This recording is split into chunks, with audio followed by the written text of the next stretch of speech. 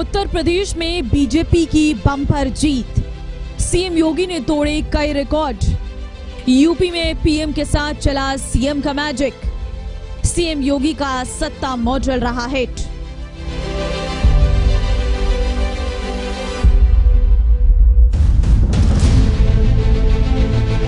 उत्तर प्रदेश में योगी आदित्यनाथ के नेतृत्व में बहुमत से जीतकर बीजेपी ने कई मिथकों को तोड़ दिया है।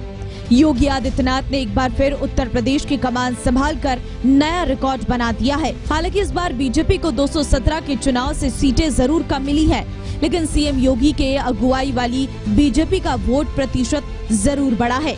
उत्तर प्रदेश में निर्णायक जीत के साथ ही अब योगी आदित्यनाथ का कद बीजेपी में और बढ़ा दिया है। साथ ही प्रधानमंत्री नरेंद्र मोदी के बाद योगी आदित्यनाथ सबसे लोकप्रिय नेता बन गई है।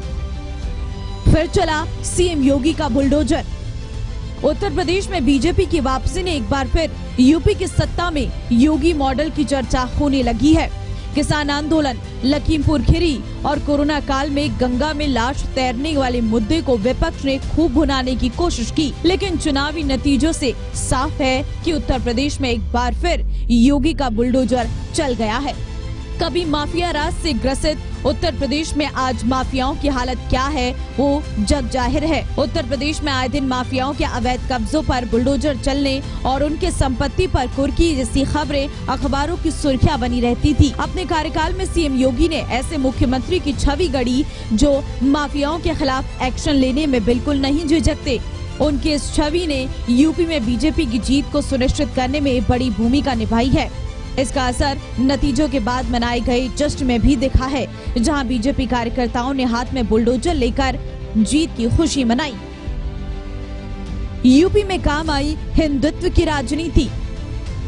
उत्तर प्रदेश में बीजेपी की सत्ता वापसी का श्रेय हिंदुत्व की राजनीति को भी जाता है। विकास और कानून व्यवस्था के मुद्दे बीजेपी की चुनावी लिस्ट में तो थे, लेकिन राम मंदिर, काशी विश्वनाथ कॉरिडोर और मथुरा जैसे धार्मिक मुद्दों को चुनावी मंचों से खूब उछाला गया।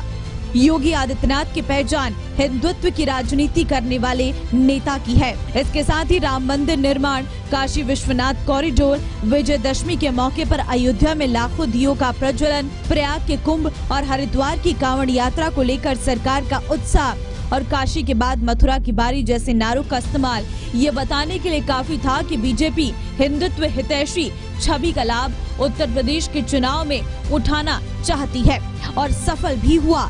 बीजेपी के लिए हिंदुत्व की प्रयोगशाला के रूप में उत्तर प्रदेश पास हो गया। यूपी में पीएम मोदी का विकास मॉडल।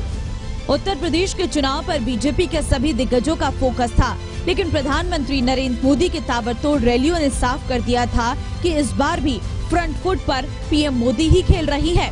योगी आदित्यनाथ ने भी पीएम की अगुवाई में प्रदेश के सत्ता की कमान संभाली और उनके विकास के मॉडल को भी आगे बढ़ाने का काम किया। इससे सीएम योगी ने न सिर्फ प्रदेश की जनता का भरोसा जीता, बल्कि विपक्षी नेताओं की ओर से उठाए गए मुद्दों को भी धराशायी कर दिया। किसान आंदोलन को देख जहां नतीजों से पहले राजनीतिक पंडितों का कहना था कि पश्चिमी उत्तर प्रदेश में बीजेपी चारों खाने चित हो जाएगी, वहां के लखीमपुर जैसे क्षेत्र में बीजेपी ने सभी सीटें अपने नाम कर इतिहास रच दिया है।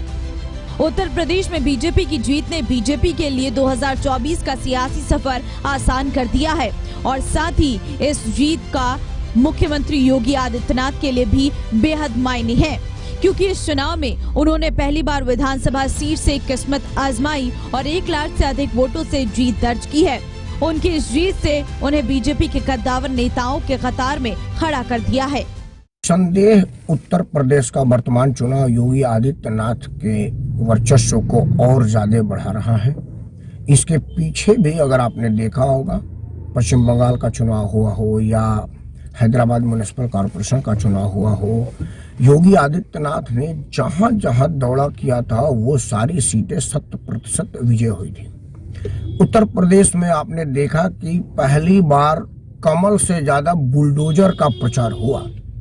भाजपा कार्यकर्ताओं ने भी हाथ में कमल निशान ना लेकर के बुलडोजर को लेकर के प्रचार किया। मतलब योगी आदित्यनाथ भाजपा में एक अपनी अलग लाइन और अलग पहचान बना चुके हैं और भाजपा दे ना दे, देश की जनता योगी आदित्यनाथ को बहुत बड़ी जिम्मेवारी सौंपने वाली है, काबिले तारीफ है। और भाजपा को मजबूर होना पड़ेगा देशवासियों के मनोभावना के आगे, और योगी आदित्यनाथ जी जरूर अगला बड़ा कुर्सी प्राप्त करने की तरफ तेजी से अग्रसर हो रहे हैं।